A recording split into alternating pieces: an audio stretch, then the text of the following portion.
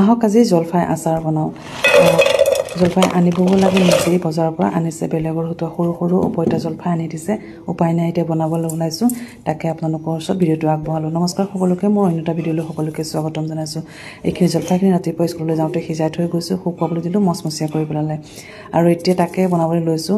প্ৰথমতে দিলোঁ জিৰা, ধনিয়া, জনি গুটি আৰু মেথি, এই গোটেইবিলাক মানে গুড়ি কৰি এইটো মিক্সটো দিছোঁ। তাৰপিছত দিছোঁ নিমখ, তাৰপিছত দিছোঁ জলকীয়া গুড়িখিনি জ্বলা আছে কিন্তু দেই। তাৰপিছত দিছোঁ হালধি আৰু তাৰপিছত দিছোঁ গৰমাই থোৱা মিঠাতেল। আৰু মিঠাতেলখিনি আপোনালোকে দিওঁতে কিপনালি নকৰিব, জলফাইখিনি তিতি যোৱাকৈ দিব, ধুনীয়াকৈ দি তাৰপিছত লৰাই দিব। আৰু তাৰপিছত দিব 2 চামুচ ভিনেগাৰ দিয়াটো দেখুৱালোঁ। তাৰপিছত ভালকৈ লৰাই দিব। মানে ভিডিঅ' কৰিছিলোঁ, ভিডিঅ' কৰা নহ'লে ভিনেগাৰ দিয়া সময়ত।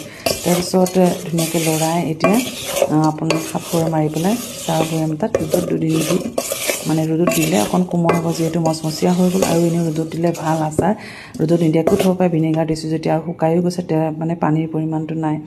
এনেকৈ আচাৰখিনি বনালোঁ, হৈ গ'ল ৰেডি। আৰু 2 দিনৰ পিছত খাব পৰা হৈ যাব।